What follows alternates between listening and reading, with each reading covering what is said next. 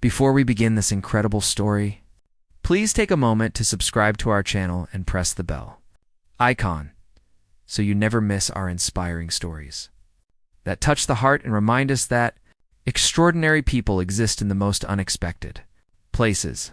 The morning sun cast long shadows across the courtyard of the royal palace as Marcus stood at his post, his polished boots reflecting the golden light. He had been a royal guard for 5 years, and every day followed the same pattern. Stand straight, watch carefully, and never let anyone see beyond the uniform.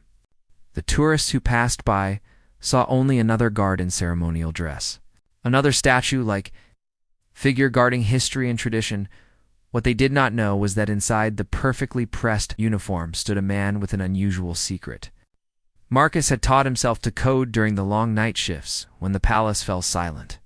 While other guards played cards or scrolled through their phones, Marcus worked through programming tutorials on his old laptop hidden in the guard station. He had no formal education in computer science, no certificates hanging on any wall, just a burning curiosity and countless hours of practice. His journey into programming had started 3 years ago when his younger sister Emma called him in tears. She was struggling with her computer science degree and was about to drop out. Marcus had promised to help her study, even though he knew nothing about programming. That promise changed his life. He started learning so he could explain concepts to Emma, and somewhere along the way, he fell in love with the logic and creativity of coding. On this particular morning, Marcus noticed something different in the palace courtyard. Workers were setting up a large stage, arranging chairs and testing microphones. His supervisor, Captain Reynolds, walked past and mentioned that the palace was hosting a charity event. A major technology company was organizing a public coding competition to raise money for youth education programs. The event would feature professional programmers competing in live challenges, and the public was invited to watch. Marcus felt his heart beat a little faster. He had never participated in any competition, never tested his skills against real programmers. He coded alone, in silence, with only online forums and tutorial videos as his teachers. The idea of watching professional developers work excited him, even if he would just be standing guard during the event. The day of the competition arrived with unexpected energy. The courtyard filled with people, cameras, and the buzz of excitement.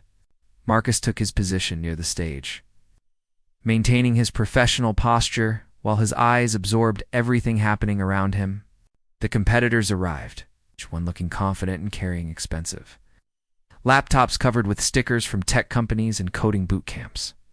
The host, a cheerful woman named Sandra, explained the competition format. There would be 3 rounds of increasing difficulty. Each round would present a coding challenge, and competitors would have limited time to solve it.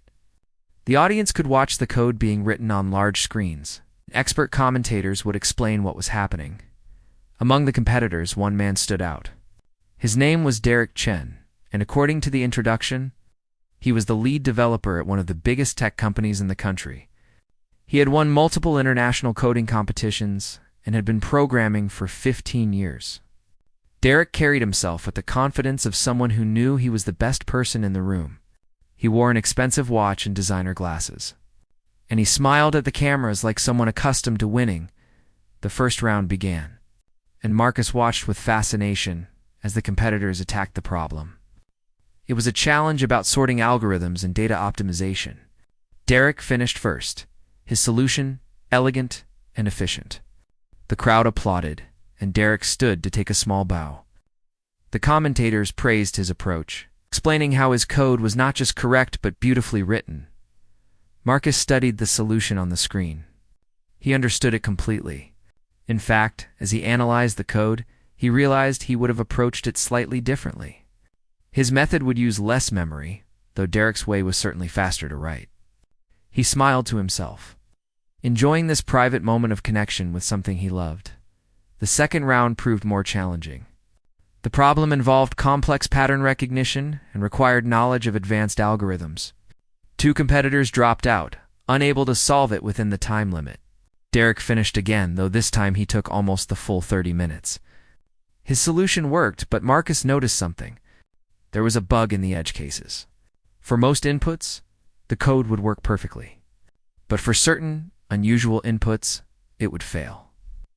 Marcus wanted to lean over and whisper this observation to someone, to share his discovery, but he remained silent and still.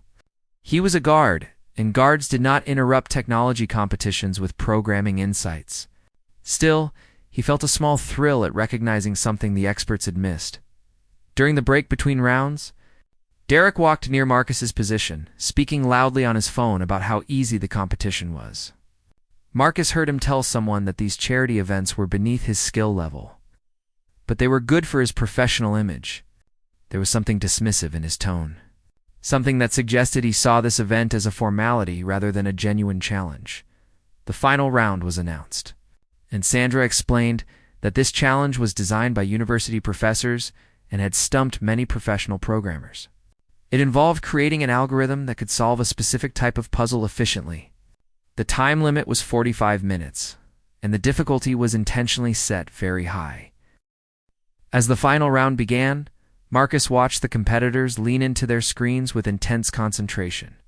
The problem appeared on the large display, and even from his position, Marcus could see it was genuinely difficult. It required understanding of graph theory, dynamic programming, and optimization techniques. This was not something a casual programmer could solve quickly. Derek started typing immediately, his fingers moving with practiced speed. The other remaining competitors looked worried, some scratching their heads, others frantically sketching diagrams on paper. 20 minutes passed, and Derek was still coding. For the first time that day, his confident smile had faded into a tight line of concentration. Marcus found himself mentally working through the problem. His mind organized the challenge into smaller pieces, identifying patterns and potential solutions. He imagined the code he would write, the functions he would create, the way he would structure the logic. In his mind, he built the solution step by step, testing it against different scenarios, looking for weaknesses. 35 minutes had elapsed. Derek suddenly stopped typing and stared at his screen. Something was wrong. He began deleting large chunks of code, his jaw clenched in frustration. The commentators noticed and began speculating about what difficulty he had encountered. The other competitors were not faring better. One had given up entirely and sat back in his chair, and the others were clearly struggling. The timer hit 40 minutes. Derek submitted his solution, but when it was tested, it failed. The red X appeared on the screen indicating errors. He had 5 minutes to fix it, but as he frantically modified his code, more errors appeared. The confident developer who had breezed through the first 2 rounds was now visibly stressed.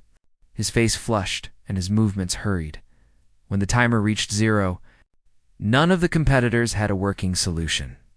Sandra announced that this was not uncommon for such a difficult problem and suggested they might need to declare this round without a winner. The audience murmured in disappointment. They had expected to see Derek triumph again, to witness programming excellence in action. Then something unexpected happened. A voice came from the side of the stage, quiet but clear. Marcus had not planned to speak. The words simply emerged, almost against his will. He said that the problem could be solved using a modified version of a specific algorithm. Combined with a particular optimization technique, he mentioned that the key was recognizing the problem as a variation of a classic computer science puzzle. But with an additional constraint that changed the approach, everyone turned to look at him. Sandra approached with her microphone, surprised and curious. She asked Marcus how he knew this, and he explained simply that he had been learning programming in his free time. Derek stared at the guard who had just outlined a solution that he, with all his experience and credentials, had failed to find Sandra.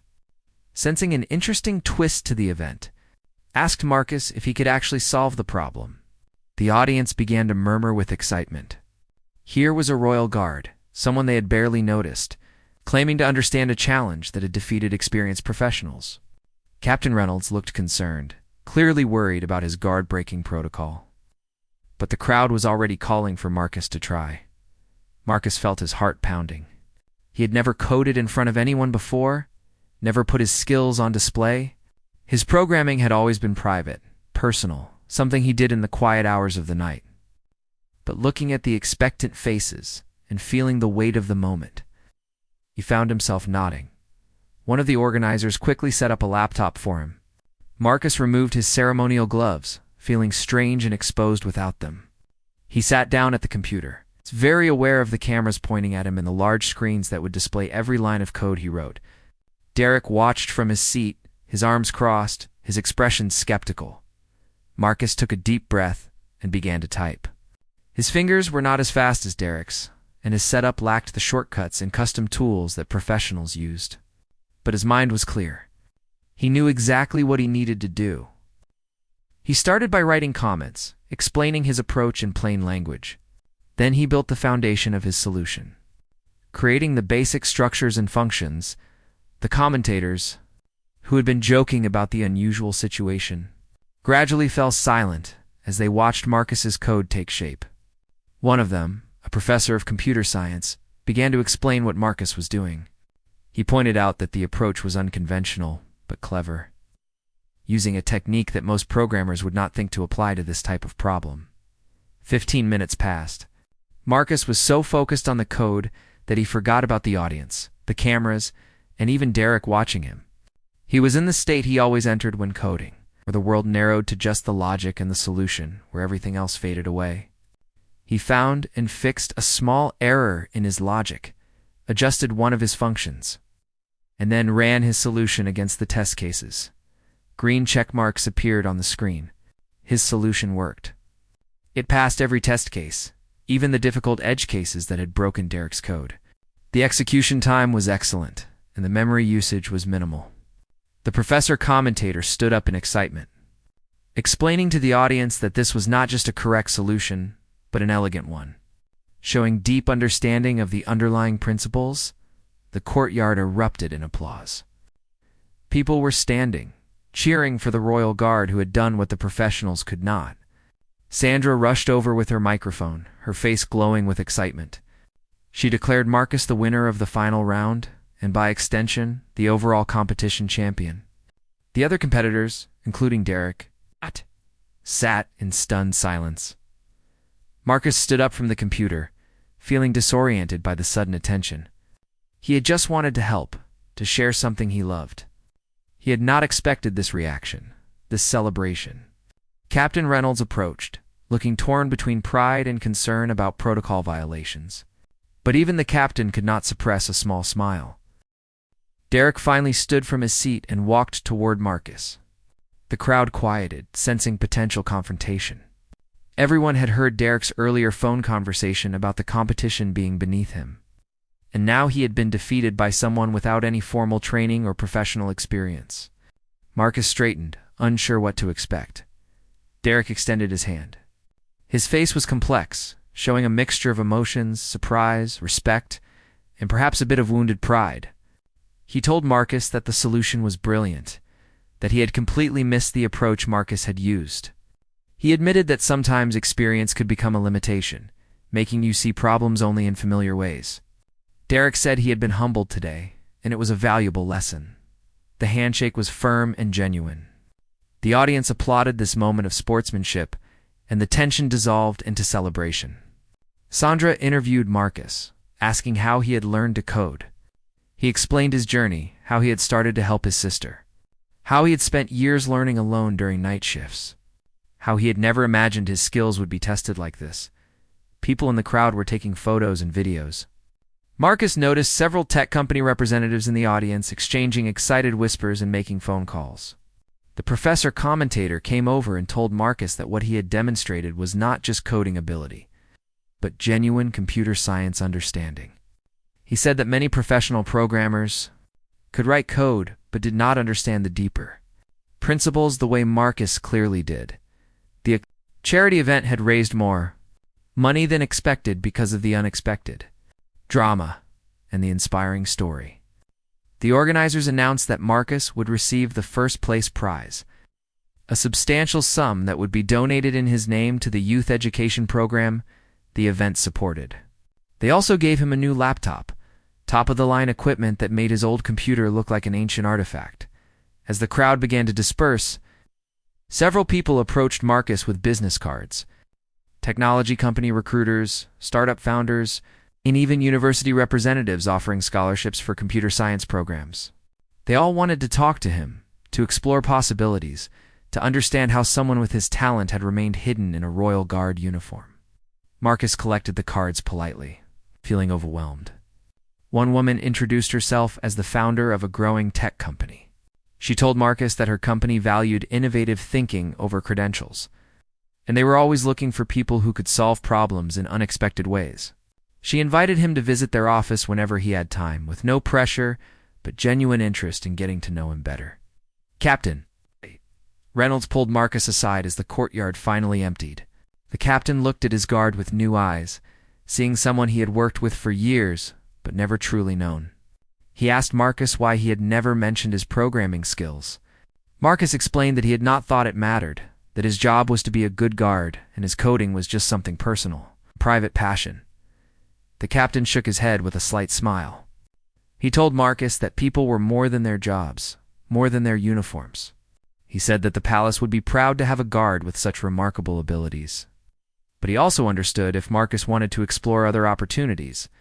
The captain promised that whatever Marcus decided, he would have full support.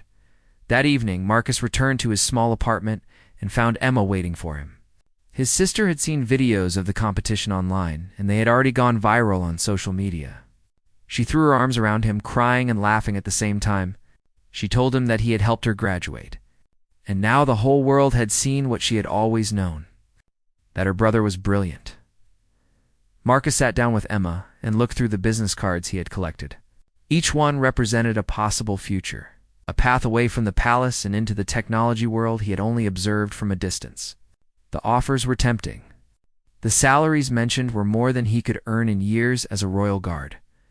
The work would be exactly what he loved, coding all day instead of just stolen hours at night. But Marcus also thought about his life at the palace. He thought about the quiet dignity of his work, the sense of purpose in protecting something greater than himself. He thought about his fellow guards, the routines that structured his days, the palace gardens where he walked during breaks. His identity was not just in his coding ability, it was also in the commitment he had made when he put on the uniform. Emma saw him struggling with the decision. She reminded him that their father had always taught them to follow their hearts, not just opportunities. She said that money and prestige were wonderful, but being true to yourself mattered more. Marcus needed to ask himself what would make him genuinely happy, not just successful. Over the next few days, Marcus's story spread far beyond the initial viral videos. News outlets picked it up, framing it as an inspiring tale about hidden talent and unexpected heroes. Interviews were requested. Social media filled with comments from people who said Marcus's story motivated them to pursue their own hidden passions, to not let circumstances define their limits. Derek Chen even wrote a public post about the experience. He explained that losing to Marcus had taught him more than any of his victories. He wrote about the danger of becoming comfortable with expertise, about how true mastery meant remaining open to learning from anyone. Derek's post was shared thousands of times, and many people praised him for his graciousness and honesty. The palace, initially uncertain about how to handle a guard who had become an internet sensation, decided to embrace the story. They issued a statement celebrating Marcus as an example of the exceptional individuals who served in often overlooked roles. The palace emphasized that dedication to duty and personal growth were not contradictory but complementary values. Marcus received a letter from the royal family themselves, congratulating him on his achievement and expressing appreciation for his years of service. The letter mentioned that the royal family supported education and personal development, and whatever path Marcus chose would have their blessing. This unexpected recognition meant more to Marcus than any job offer. Marcus decided to meet with some of the people who had offered him opportunities. His first visit was to the tech company whose founder had approached him at the event. The office was everything he had imagined from watching videos and reading articles about tech culture. Open spaces, colorful furniture, people working on multiple monitors, and an energy that felt completely different from the formal atmosphere of the palace. The founder, whose name was Jennifer Park, gave him a tour personally. She introduced him to her team, and Marcus was surprised by how diverse they were. Some had computer science degrees from prestigious universities, but others had learned to code through boot camps, online courses, or, like Marcus, through self-teaching. Jennifer explained that her company cared about what people could do, not just what their resumes said. She showed Marcus some of the projects the company was working on.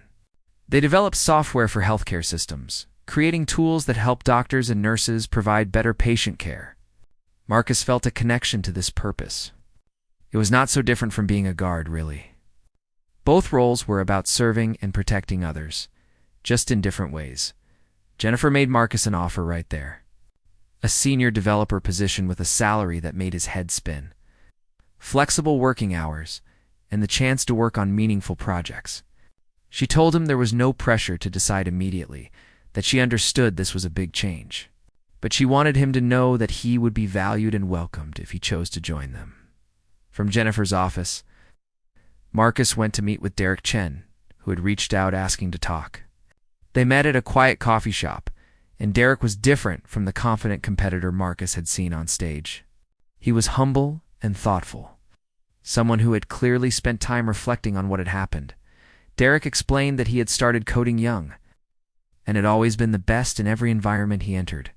Success had come easily, and somewhere along the way, he had started taking his abilities for granted. Losing to Marcus had shaken him, but in a necessary way. It reminded him why he had fallen in love with programming in the first place, the puzzle solving, the creativity, the endless learning.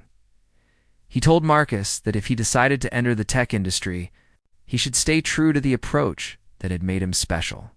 Derek warned that professional environments could sometimes drain the joy from coding, turning it into just another job. He advised Marcus to protect his love for the craft, to never stop approaching problems with a fresh perspective that had allowed him to see solutions others missed. They talked for over 2 hours. And by the end, Marcus felt he had gained not just advice, but a friend. Derek promised to be available anytime Marcus wanted to discuss technical problems or just needed someone who understood the coding world. He also mentioned that his company was hiring, but he was not going to pitch Marcus. The decision had to come from Marcus's heart, not from external pressure. The next person Marcus visited was the professor who had commentated during the competition. Professor Williams taught at the City University and had been impressed not just by Marcus's solution, but by his approach to problem solving.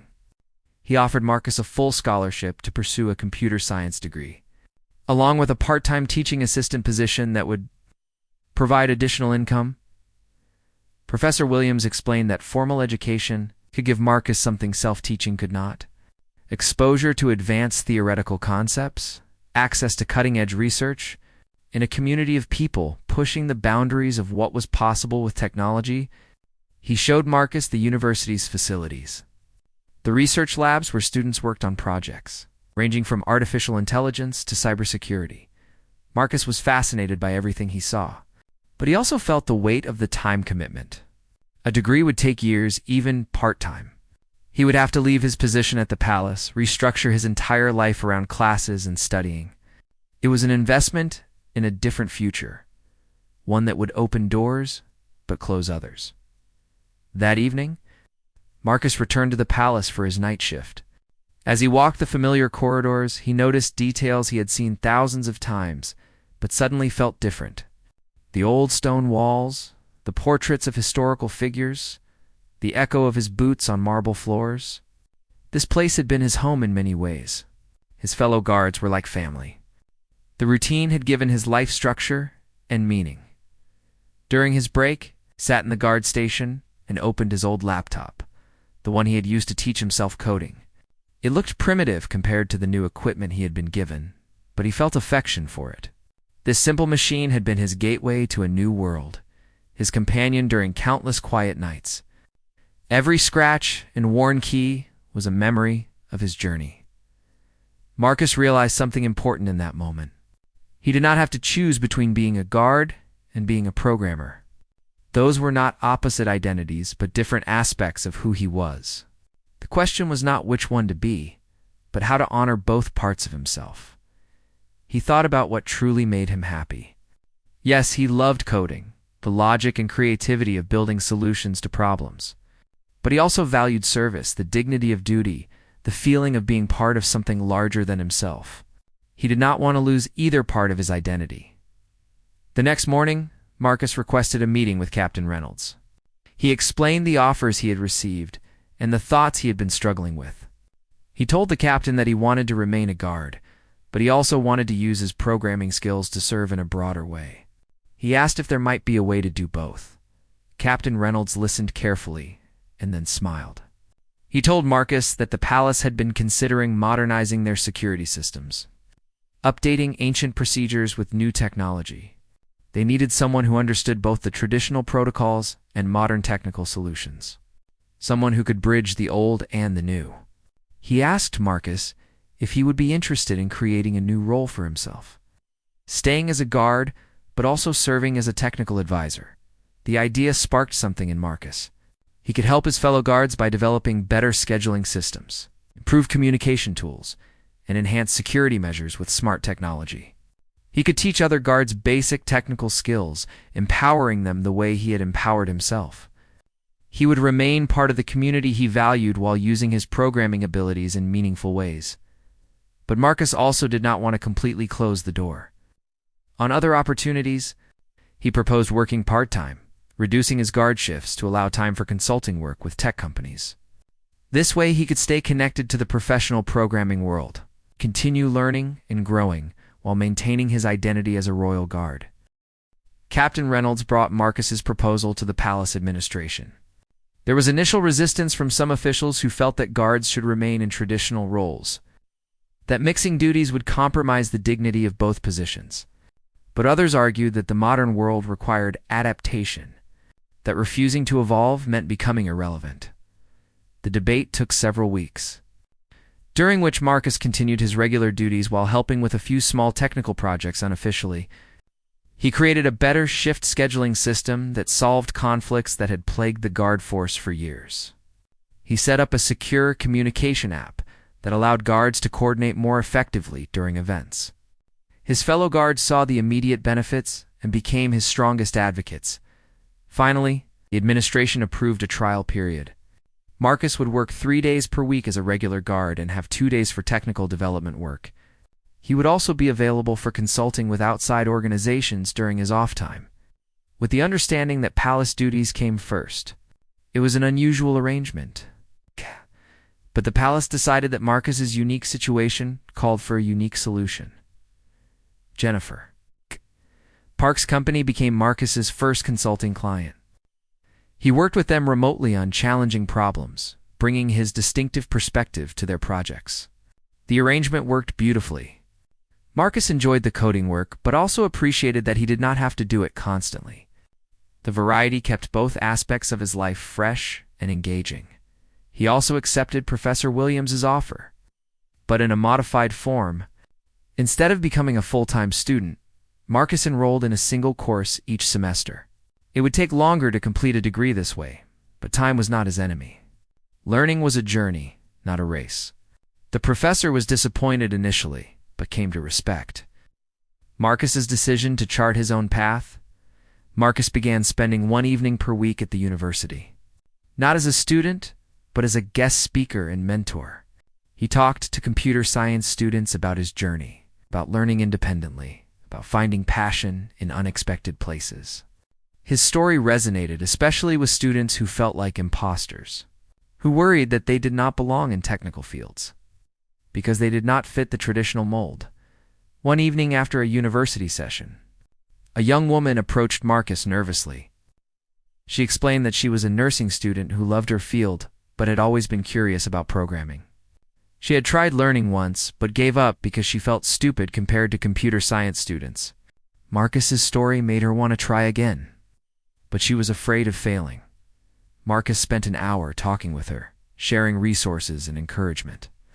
He explained that feeling confused was part of learning, that every expert was once a beginner who pushed through discomfort. He told her that her nursing background would give her unique insights into healthcare technology, that combining different knowledge areas created innovation. By the end of their conversation, her eyes were bright with renewed determination. This became a pattern. People reached out to Marcus constantly, inspired by his story, seeking advice or encouragement. Some were career changers wanting to enter technology. Others were self-taught programmers who felt isolated and invalid. Many were simply people with hidden talents they had never developed. Wondering if it was too late or too risky to pursue their passions, Marcus tried to respond to everyone, though it was sometimes overwhelming. He created online videos sharing coding tutorials and career advice. His teaching style was different from typical programming content. He did not just explain code. He talked about the emotional journey of learning, about dealing with frustration, about building confidence slowly. His YouTube channel grew steadily. He did not chase viral success or try to become an influencer. He simply shared what he knew and what he had experienced, speaking honestly about both his successes and struggles. Viewers appreciated his authenticity, the way he never pretended to know everything or have all the answers. Meanwhile, at the palace, Marcus's technical projects continued to expand. He developed a visitor management system that improved security while making the experience smoother for tourists. He created educational apps that helped guide visitors through the palace history. He even started teaching coding classes for guards who were interested, creating a small community of technical learners within the traditional guard force.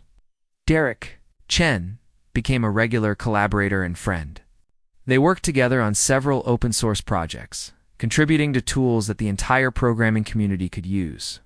Derek often said that working with Marcus reminded him why he loved coding, that Marcus's enthusiasm was contagious and inspiring. 1 year after the competition, the charity organization hosted an anniversary event. They invited Marcus as the guest of honor, asking him to speak about his journey and what had changed in his life. Marcus stood on the same stage where he had once competed.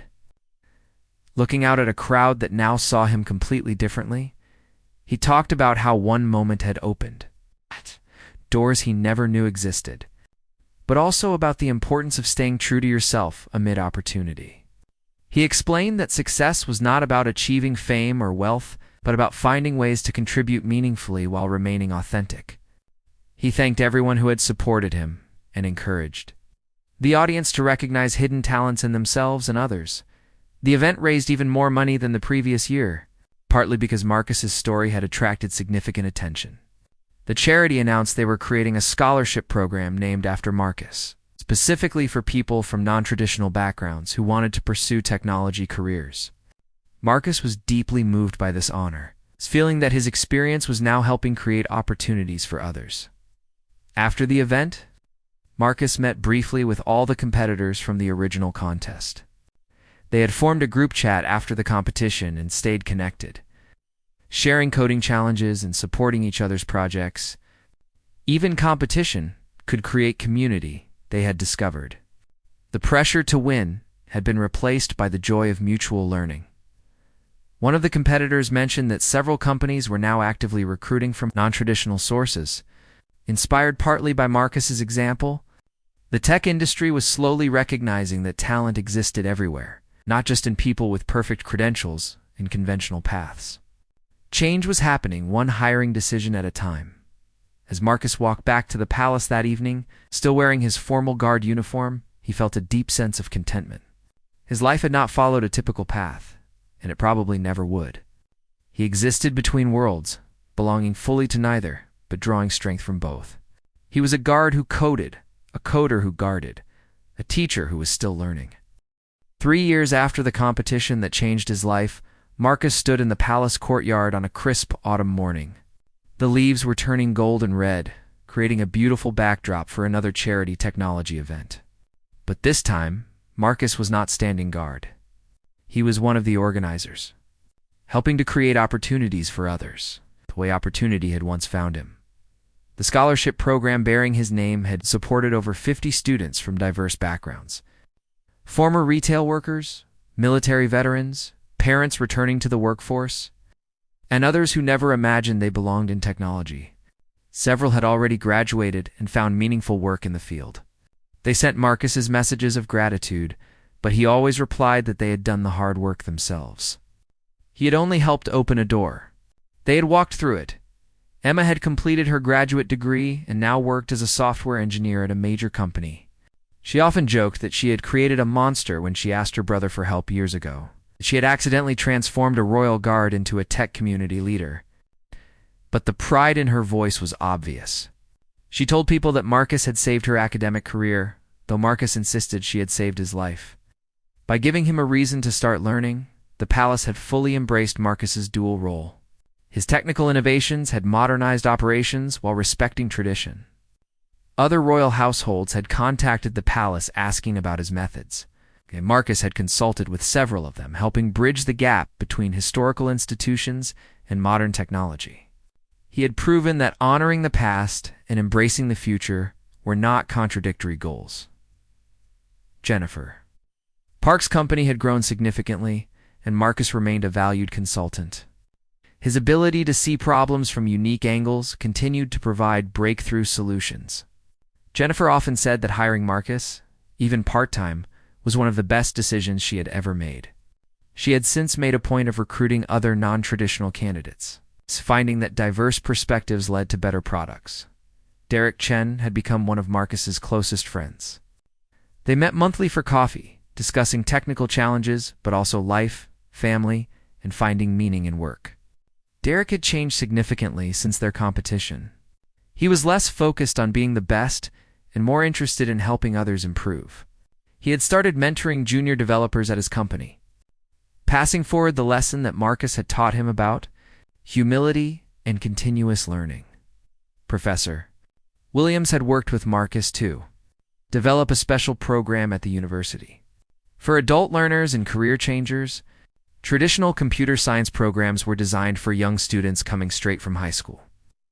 But many people discovered their interest in technology later in life. The new program recognized their different needs and circumstances, offering flexible scheduling and recognition of real-world experience. Marcus had completed several courses over the years, but had decided not to pursue a full degree. The learning mattered more to him than the credential. He took classes in subjects that interested him and audited others just for the joy of understanding new concepts. Education, he had learned, did not have to follow a prescribed path. It could be something you shaped to fit your life and goals. His YouTube channel had grown to over 200,000 subscribers. He still found this number surreal. Twice a week he posted videos about coding, problem solving, and personal development. The comments section had become a supportive community where learners helped each other, shared resources, and celebrated progress. Marcus read many of the comments, amazed by the diversity of people who found value in his content.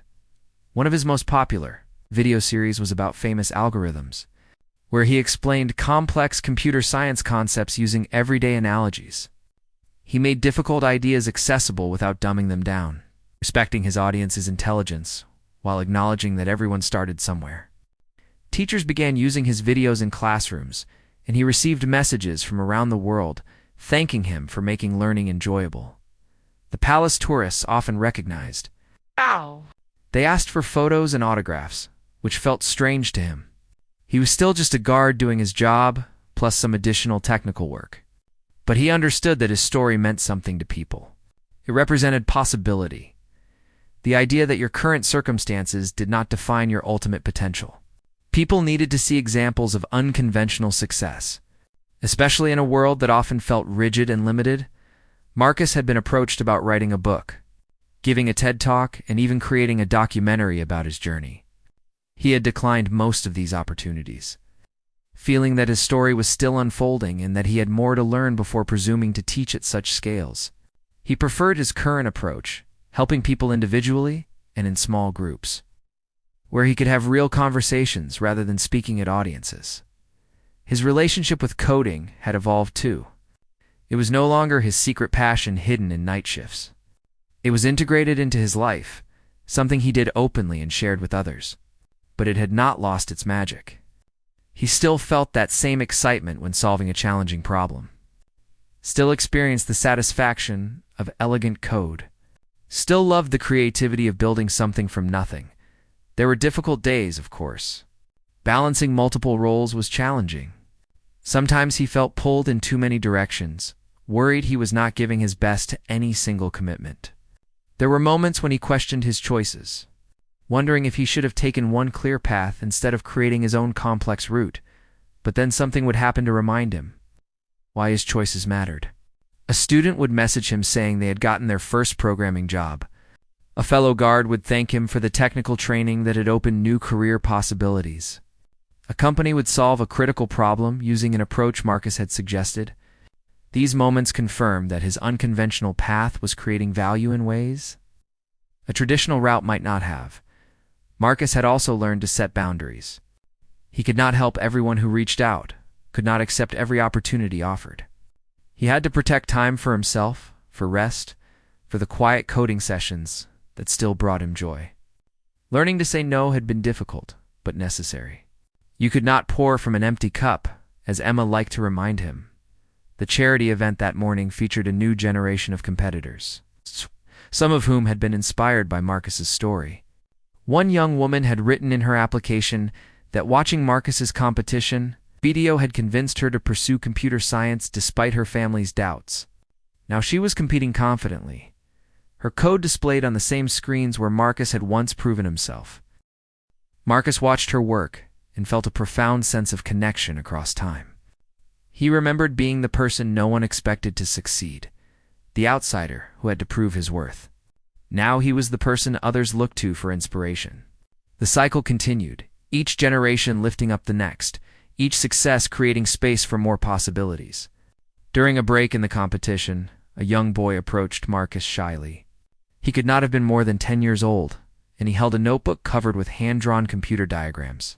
He told Marcus that his parents said coding was too hard for him, that he should focus on more practical things. But he loved it, loved making things work, loved solving puzzles. He asked Marcus if he was too young to start learning seriously. Marcus knelt down to the boy's eye level and told him the truth. Age did not matter. Background did not matter. What mattered was curiosity, persistence, and the willingness to keep learning even when things got difficult. He told the boy that some of the best programmers he knew had started young and others had started old. The only wrong time to begin was never. He gave the boy his email address and offered to answer questions any time. The boy's eyes filled with tears of relief and joy. Someone believed in him. Someone who had faced doubts and overcome them had told him his dreams were valid. Marcus watched the boy run back to his parents, already talking excitedly about code. Such small moments, Marcus had learned, could change entire lives. His own life had changed because people had believed in him at crucial moments. Now he tried to be that person for others. As the competition continued, Marcus reflected on the unexpected journey his life had taken. A single decision to help his sister study had set everything in motion. If he had said no that day, if he had not promised to learn alongside her, where would he be now? Still a good guard, certainly, but missing this entire dimension of purpose and connection. Life was strange that way. The most important moments often did not announce themselves.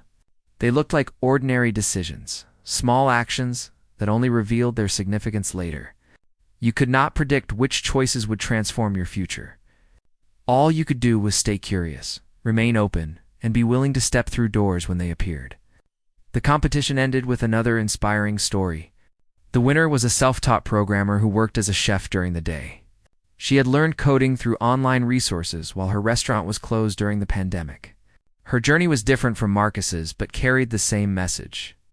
Talent existed everywhere in every profession, waiting to be recognized and developed.